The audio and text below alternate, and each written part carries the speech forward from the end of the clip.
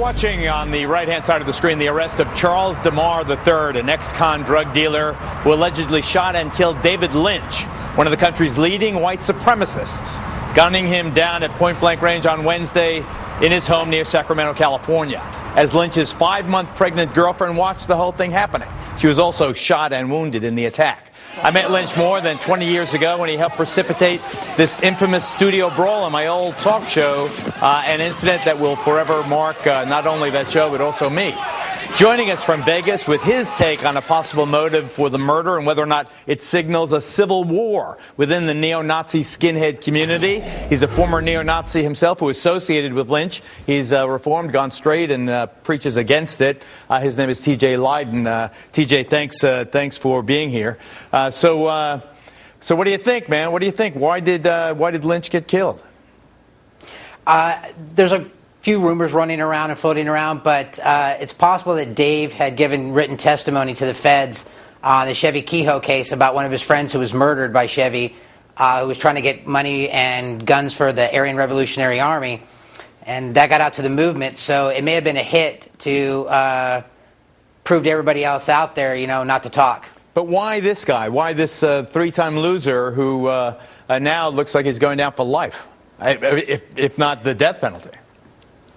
Why him? I can't speculate on that, why he was chosen or why he decided to do it. Maybe he felt that it was just a way to boost himself inside the movement. I mean, sadly in the movement, there's kind of this whole credo that you're only as good as your last victim. That is pretty sad. So how active, compared to the back in the day when I was covering them more closely, how active is the neo-Nazi movement in our country today? It's growing. I mean, it's getting bigger all the time. We're about 1,000 groups nationwide. The skinheads are having a resurgence as far as recruitment on the East Coast and West Coast. They're really trying to make inroads again. So what about the meth? Let me ask you that. The meth involved. I mean, weren't these guys drug dealers also? Yeah, Dave's had a problem off and on his whole life with drugs, and that could have been a reason why, too. I mean, the whole thing's out there. Nobody really knows why this was done. It could have been done over a drug deal. It could have been he messed somebody up about something like that. Drugs have really gotten heavily involved in the skinhead movement. Everything from, illegal steroids to heroin to meth. It's not the whole, we're clean-cut kids and we want to try to save, the white race. It's basically the spun and run. A lot of drugs and up all night. You having any trouble staying away? No, not at all. I'm happy where I am. I've been very fortunate. I've gotten 87 kids out of the movement I once lived in, and I was actually trying to get Dave out at one time a few years ago. All right. Well, T.J. Lydon, thanks, mate. I appreciate you coming on. Thank you. His own stepchildren alleged that his own stepchildren allegedly kept him prisoner. Mickey Rooney in his own home after this. It's an all-star lineup. First, Janet Napolitano talks border safety on Huck. Then Donald Rumsfeld defends his time in office to the judge. And don't miss an explosive Geraldo Sunday.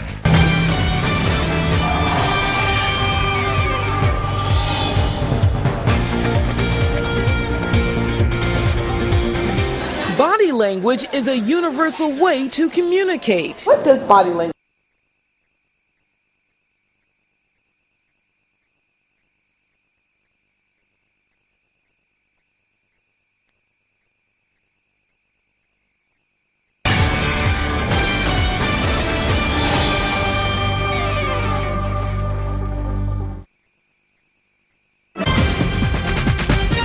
Live. Legendary actor Mickey Rooney has had an 80-year-long career in Hollywood. He's got a warehouse full of awards. He is a great man that I've had the pleasure of interviewing many times over the years, which makes even more shocking the allegations which led to a court order of protection against his own stepchildren, Chris and Christina Aber, who were accused of abusing, neglecting, and financially exploiting Mickey Rooney. His biological daughter, Kimmy Rooney, joins us from L.A. Kimmy, thanks for being with us. So how's Mickey doing? Thank you, Geraldo, for having me, and thank you for asking about my dad. He's doing very well, thank you. And, he's trying to rebuild his life again. Did he ever say anything to you to give you the heads up that this was happening as he lived with his stepchildren? He had said things to my my other sisters and my brother in private, but I physically saw the stress on him when I was with him and felt his uneasiness and his fear. And so I was pretty much, privy to it. I knew something was wrong. So did Christopher Aber physically abuse your father? That I cannot speak on. I do know that there's been other alleged situations that my father has, claimed and your dad has said said in it court. took his passport, controlled his finances, even the food Yes. that he ate at some point not giving him enough to eat. I mean, could this be true?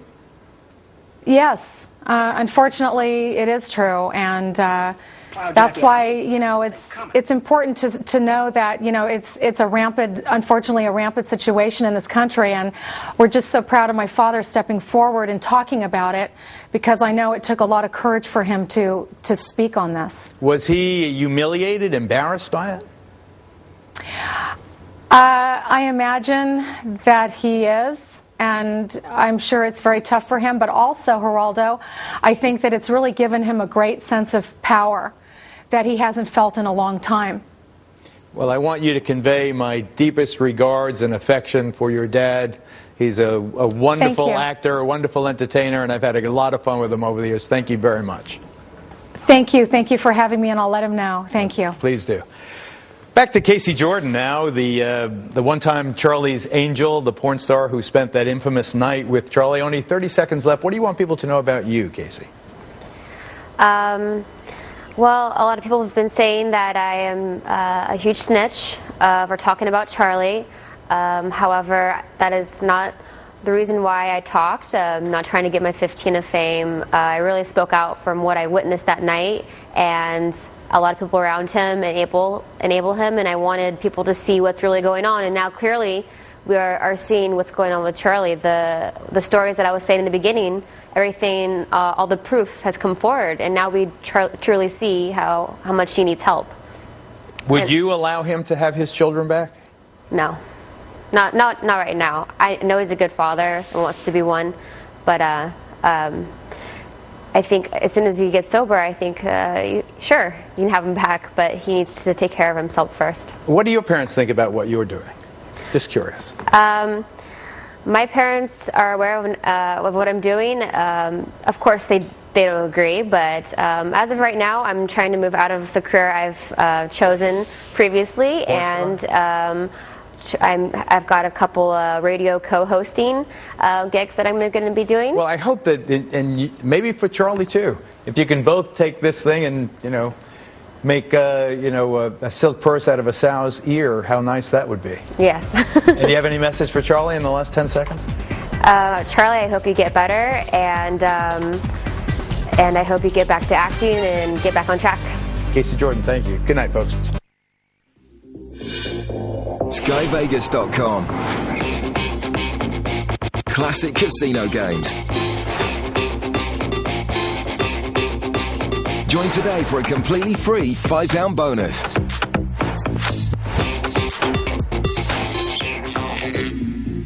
To play on jackpot games,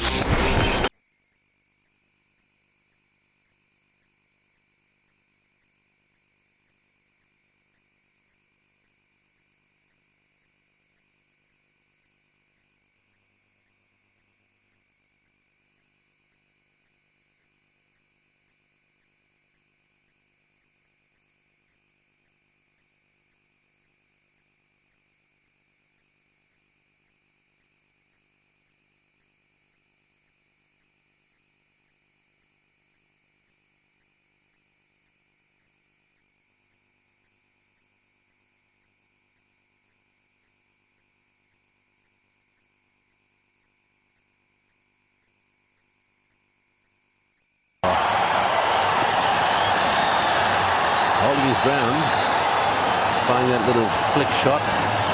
Price has got 5, Beamer 13. Playing away from the body, obviously his feet are going towards leg side. It means he wants to play towards off stump. intelligent bowling by Malinga. Yes, that was the bouncer that just outside off stump. The next one he stayed in line a little bit. Got to stay. Oh, and there's another bouncer. Had a little swat at that one. More out of hope than anything else.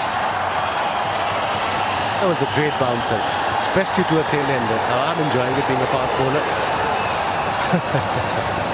Just missed him by a whisker. Yes, that little smile is what you call a nervous smile.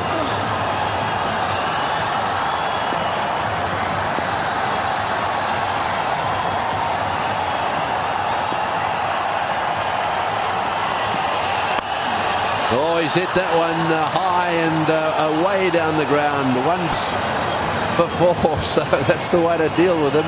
182 for 7.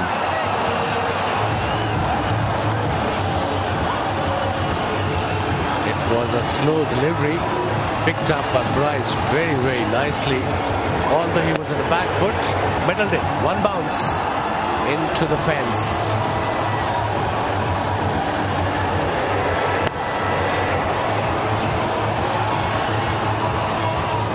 I was never confident as a bowler, especially against the tail enders.